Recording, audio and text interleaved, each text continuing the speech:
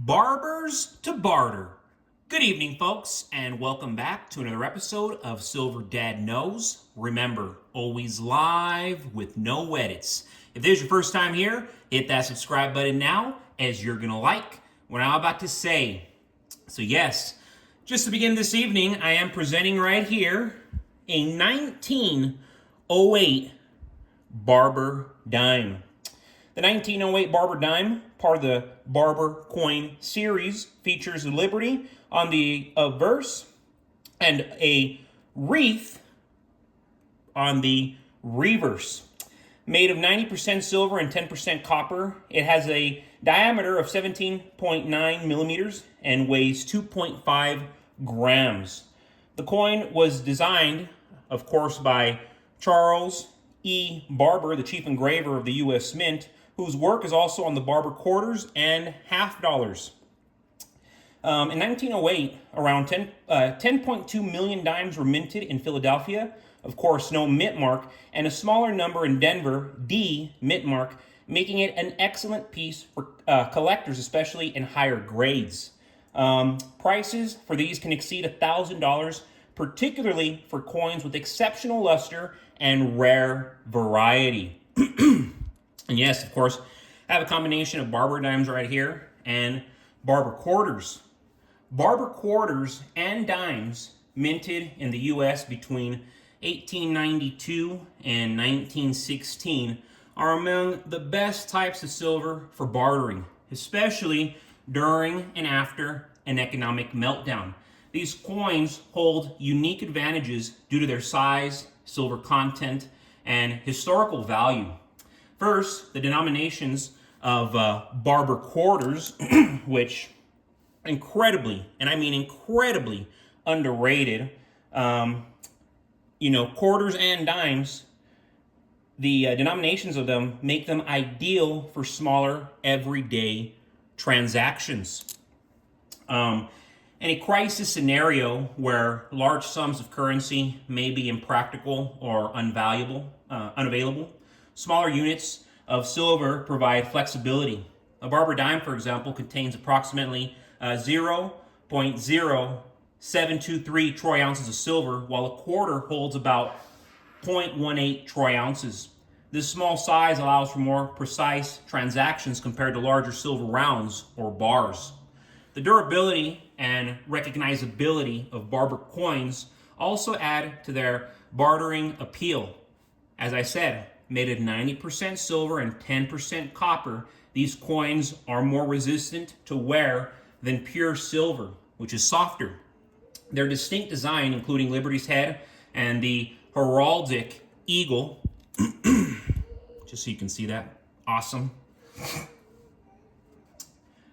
You have just that classic American just symbolism, well known among collectors and investors, so they are less likely to be counterfeited or mistaken for less valuable coins.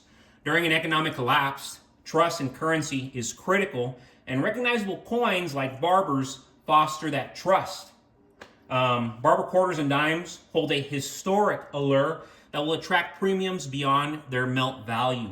This makes them a favorable asset in a bartering economy where value perception may be as important as intrinsic worth. As economic conditions worsen, people often look for stable and tangible assets, and Barber coins represent both precious metal value and historic significance, making them highly desirable for trade, highly desirable for bartering. I will argue they are the absolute best to use to barter. Barbers to barter. Cannot go wrong. And yes, folks, with more relevant news, with the U.S. election coming up, doctors and health professionals are concerned that another wave of illness, flu, COVID-19, RSV, and other respiratory issues is just around the corner. The prediction isn't based on guesswork. It's the result of observing a pattern that often follows large gatherings.